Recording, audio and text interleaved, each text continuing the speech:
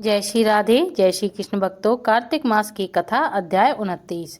राजा पृथु ने कहा, हे मुनि श्रेष्ठ, आपने कलह द्वारा मुक्ति पाए जाने का वृत्तांत मुझसे कहा, जिसे मैंने बड़े ध्यान पूर्वक सुना। हे नारद जी, यह काम कौन सी दो नदियों का प्रभाव है? कृपा करके मुझे बताने की कृपा करें। नारद जी बोले, हे राजन, कृष्णा नदी साक्षात भगवान श्री कृष्ण महाराज का शरीर और बेणी नदी शंकर भगवान का शरीर है। इन दोनों नदियों के संगम का महत्तम श्री ब्रह्मा जी भी वर्णन नहीं कर सकते। फिर भी आपने पूछा है, इसलिए आपको इनकी उत्पत्ति का वृत्तांत सुनाता हूँ। ध्यान पूर्वक सुनो।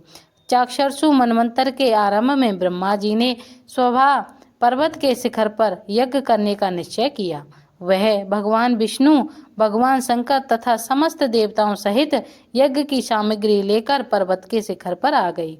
महर्षि भृगु आदि ऋषियों ने ब्रह्म मुहूर्त में उन्हें दीक्षा देने का विचार किया। तत्पश्चात भगवान विष्णु जी ने ब्रह्मा जी की भार्या त्वरा को बुलवाया।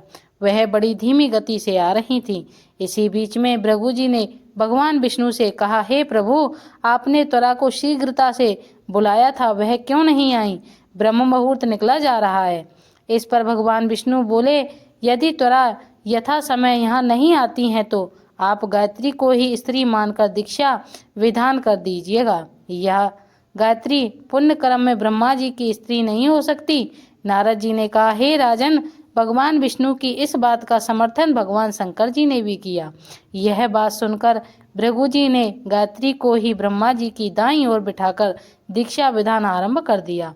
जिस समय ऋषि मंडल गायत्री को दीक्षा देने लगा, उसी समय त्वरा भी यज्ञ मंडल में आ पहुंची।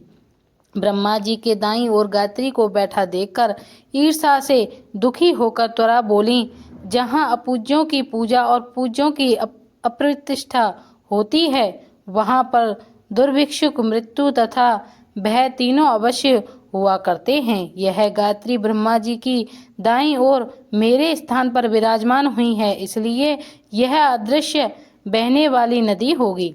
आप सभी देवताओं ने मेरे बिना विचारे इसे मेरे स्थान पर बिठाया है, इसलिए आप सभी जड़ रूप नदियां होंगे। नारद जी राजा पृथु से बोले, हे राजन, इस प्रकार त्वरा के श्राप को सुनकर गायत्री क्रोध से आग बबूला होकर अपने होठ चबाने लगी। देवताओं के मना करने पर भी उसने उठकर त्वरा को श्राप दिया। गायत्री बोली, त्वरा, जिस प्रकार ब्रह्मा जी तुम्हारे पति हैं, उसी प्रकार मेरे भी पति हैं। तुमने व्यर्थ ही शाप दिया है, इसलिए तुम भी नदी हो जाओ।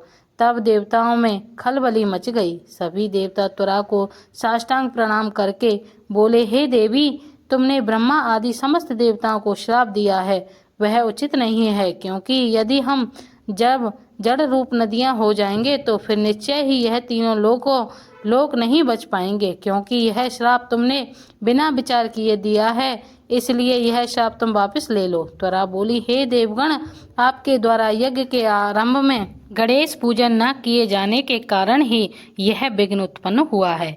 मेरा यह श्राप कदापि खाली नहीं जा सकता, इसलिए आप सभी अपने अंगों से जड़ी बूटी होकर अश्वमेघ नदियों में बनोगे। हम दोनों सौतने भी अपने अपने वंशों पश्चिम में बहने वाली नदियां बनेंगी। नारद जी राजा पृथु से बोले, हे राजन, त्वरा के यह वचन सुनकर भगवान विष्णु, शंकर आदि सभी देवता अपने अपने अंशों से नदियां बन गए। भगवान विष्णु के अंश से कृष्णा, भगवान शंकर के अंश से बेणी तथा ब्रह्मा जी के अंश से कुमुदनी नामक नदियां उत्पन्न हो गईं। समस्त देवताओं ने अपने अंशों को जड़ बनाकर वहीं स्वाहा पर्वत पर फेंक दिया। फिर उन लोगों के अंश पृथक पृथक नदियों के रूप में बहने लगे। देवताओं के अंशों से सहस्त्रों की संख्या में पश्चिम की ओर बहने वाली नदियां उत्पन्न हो गईं। गायत्री और त्वरा दोनों पश्चिम की ओर बहने वाली नदियां होकर एक साथ बहने लगीं। उन दोनों का नाम सावित्री पड़ा। ब्रह्मा जी ने यज्ञ स्थान पर भगवान विष्णु तथा शंकर जी का स्थापना कर दोनों देवता महाबल तथा अतिबल के नाम से प्रसिद्ध हुए। हे राजन, कृष्णा और वेणी नदी की उत्पत्ति का यह वर्णन जो भी मनुष्य सुनेगा या सुनाएगा, उसे नदियों के दर्शन और स्नान का फल प्राप्त होगा।